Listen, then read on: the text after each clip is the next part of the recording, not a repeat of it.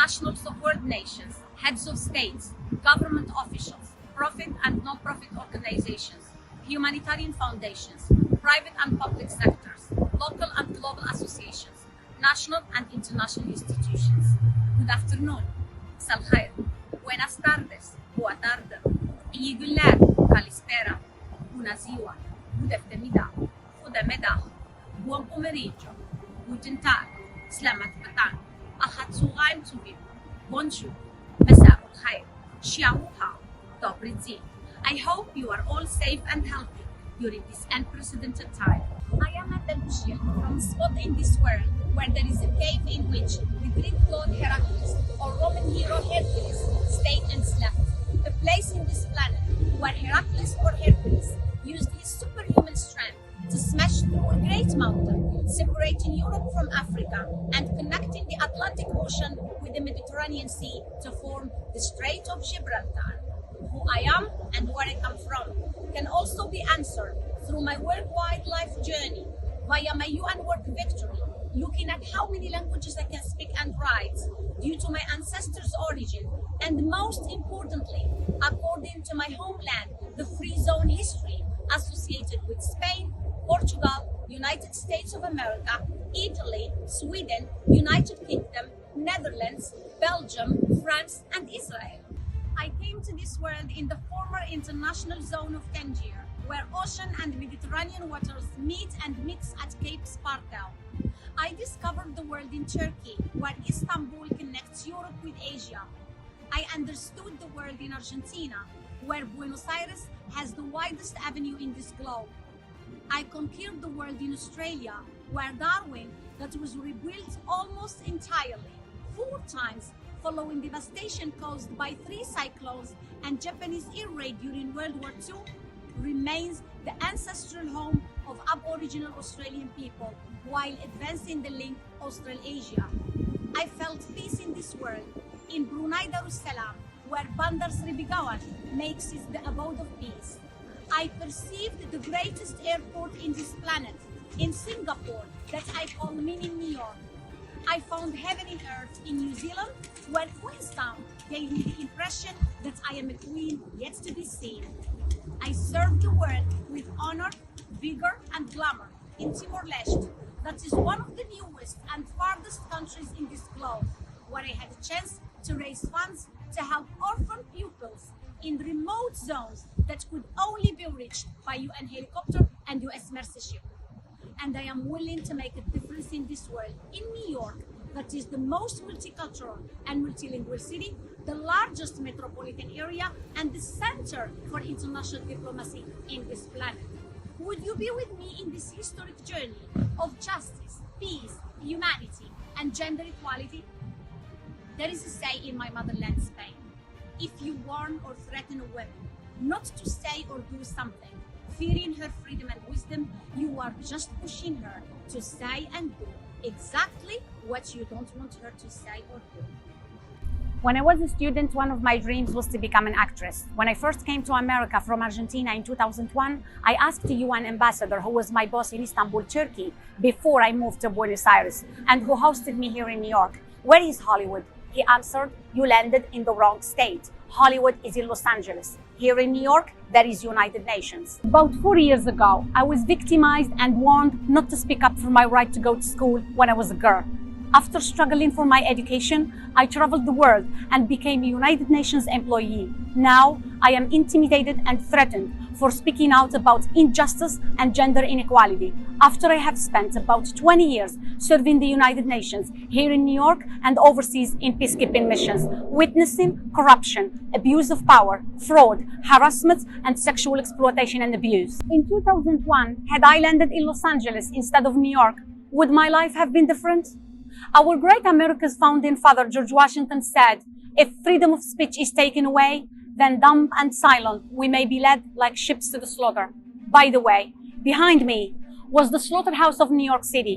It is now the United Nations headquarters of New York City. This is here and now the horrible Hollywood in the history of humanity, because slaughter, seriously takes place inside, where weapons are words of wild diplomats and UN high-level officials who execute and sentence to joblessness whoever depicts their maliciousness, acting under immunity while enjoying impunity. In Hollywood, crimes and all kinds of trafficking are fictions, but here in United Nations, crimes and all kinds of trafficking are facts, while the real actors are definitely not world's friends, but certainly world foes. Before the United Nations was established in 1945, there was a previous world organization called the League of Nations, and its headquarters was in Geneva in Switzerland. Its abbreviation is LN or LON. The League of Nations was developed as an international diplomatic group after World War I, but it failed its primary purpose, which was to prevent another world war, as World War II emerged during the existence of the League. The League of Nations lasted only 26 years, from 1920 to 1946, and was dissolved due to its inefficiency and lack of credibility. The United Nations is no different than the failed League of Nations. This year, the UN completed 75 years functioning under a dictatorship communism system that is controlled by dictator communist nations that are among either the permanent or the non-permanent members of the Security Council, and which are states that either originated or participated in World War I and II, and are countries that either waged or contributed to the current ongoing invisible war called coronavirus or COVID-19. The United Nations, instead of founding its own agencies, it inherited most of the agencies founded by the League of Nations that could neither function during the period of interwar nor prevent the Second World War, then ceased its operations a year after the end of World War II, because it had put self-interest before becoming involved with conflict resolution. The inherited body and specialized agencies are Permanent Court of International Justice, replaced by International Court of Justice, ICJ, the League of Nations Health Organization, restructured as World Health Organization, WHO, International Committee on Intellectual Cooperation, succeeded by the United Nations Educational, Scientific and Cultural Organization, UNESCO, International Labour Organization, the current International Labour Organization, ILO. There are 63 member states which have never been elected members of the Security Council, about the third of the total of member states in the UN, and which is 193.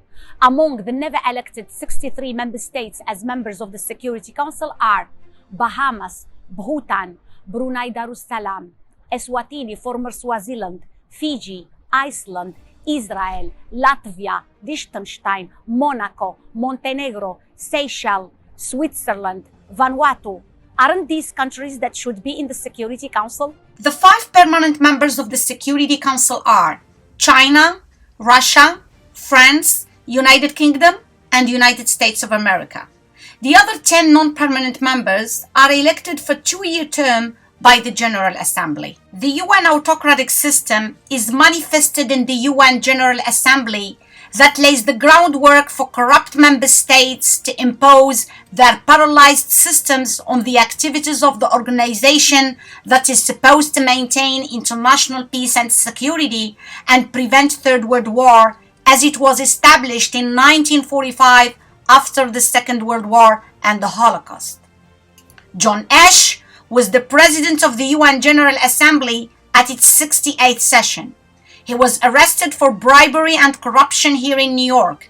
He has been killed by Barbara Wade at home while he remained under investigation by US authorities.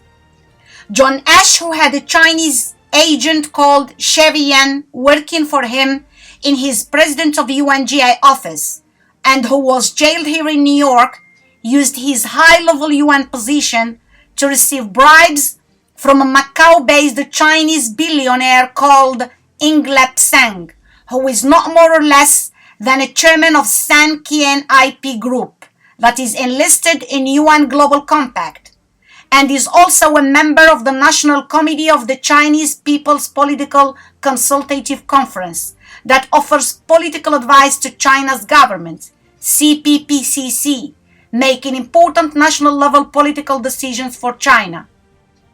Not only that, CEFC, China Energy Fund Committee is a UN-accredited NGO, non-governmental organization. Its head is Patrick Ho. He was jailed for international bribery and money laundering here in New York. The UN Secretary General Antonio Guterres not only kept the NGO CEFC's consultative status at the UN even after its head Patrick Ho was jailed for 3 years, Antonio Guterres refused to audit the NGO CEFC despite the US mission's recommendation to the UN NGO Committee to withdraw the consultative status of the NGO CEFC that continues to promote oil business and military equipment deals within the UN. Sheikh Tidiane Gadio was the former Minister of Foreign Affairs and Minister of State in Senegal. He was arrested here in New York for bribery and money laundering involving the same Chinese billionaire Patrick Ho. Mr. Ho met with Mr. Gadio at the United Nations in 2014 and paid him $400,000 for helping him to use his influence to offer $2 billion to the President of Chad for oil deals. The UN Secretary General Antonio Guterres appointed Liu Qianmin of China as the Under Secretary General for DESA, Department of Economic and Social Affairs.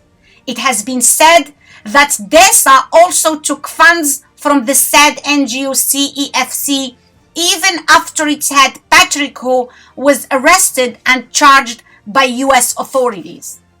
It has also been said that the same NGO CEFC, headed by Patrick Ho, offered tanks and surveillance equipment to the military group leader of Chad, Idris Deby, the arms to Libya, South Sudan, and Qatar, and has been looking for ways to dodge American sanctions on Iran for potential transactions involving oil and precious metals, where the NGO CEFC will play a role of a broker since Iran holds money in a bank in Hong Kong.